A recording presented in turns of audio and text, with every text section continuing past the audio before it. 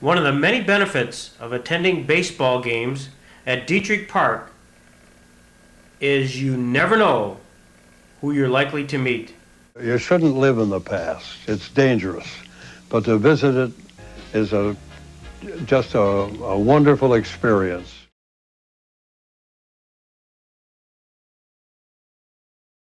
Who are your role models? Well, I mean, I grew up with the '67 team.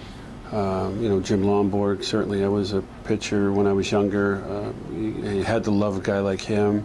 Yaz was always Yaz, and I think of some of the other names of, you go through Petrocelli and you go through Tartable and Dalton Jones, and there was Darrell Brandon. So a lot of names come to mind. And so it's like at one time you felt like you knew them like they were, not necessarily role models, but idols or whatever you want to call them. But they were people you looked up to because they were where you wanted to be. Right. In September of 1980, and you're asked to pinch hit for one of the great icons of the Red Sox, Yastrzemski. Wow. I think that was probably more Yaz's doing than anything else. Certainly nothing that I've ever done to deserve that.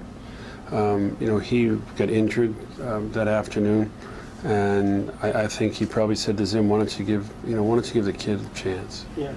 And I don't know that for a fact, but I like the story, so I'm sticking to it. He just was that way with me. A lot of people said he was harsh and he was very competitive, but when I was around him, he was very, very good to me. And that's something that I'll never forget. Hall of Fame player, great player. He doesn't have to give me 2 minutes of his time, but he always seemed to go out of his way to be nice to me, and I was always very thankful for that. You caught Roger Clemens' game when he struck out 20. You had 20 putouts. Did you know he was on that night? Did you get a sense of it, or was it just all of a sudden cumulative? My God, he's just starting to build up strikeouts. I don't know, must have been Roger's fourth or fifth start would be my guess. And he was coming off a shoulder surgery, and every start he seemed like he was getting a little stronger, feeling a little more confident in his ability. That evening, he was, I don't want to say he was on, he was very, very aggressive, and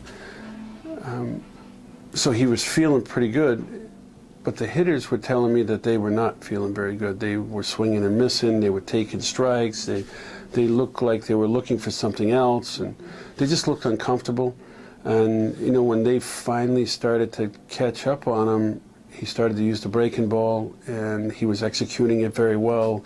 He was moving pitches in and out, up and down, and his velocity was high. His breaking ball was sharp. His control was excellent. And when you run into a guy like that, it becomes very frustrating for the hitters, and they start guessing, and if they're not guessing right, and so it was a dominant performance, and I don't think anybody expected that. But after that evening, I think every time that Roger was pitching, people thought something special could happen. Next game, you get 16 putouts also, which puts you in a unique category of, as I understand it, more putouts in 2 consecutive games than anybody. Well,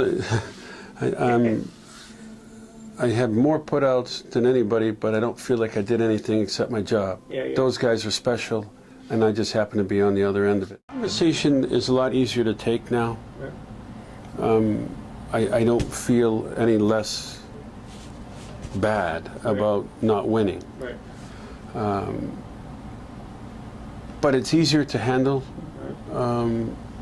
The World Series meant so much more to me, I think, than most. I mean, some people play it because that's what we're playing for. Right. When you grow up 40 miles from Boston and you've been there for 5 or 6 years, there's a little different meaning to you than there is to the guy who is from California or Texas or Florida. And it doesn't mean that it's not important to them. It just means they might know the history, but they didn't live the history. Right. So I was always well aware of what was going on and how special it would have been to win. And to have it so close and then not win. So I really took that a little harder than most people. He was a man that demanded attention. Very strong-voiced, Certainly no indecision in his voice, and you just hoped that you could impress enough that he would think something of you. You'd stay close enough to him so you could hear everything he had to say, just so you might not miss something that was very, very important to you. First time stepping in Fenway Park, you know, with the Red Sox uniform on, going, wow, am I okay? Is this really me? This was actually a nice little break, and I'm glad I got a chance to talk with you, and you certainly were well prepared. You had more stuff on me than I knew. I go, oh, really? Thanks, I appreciate it.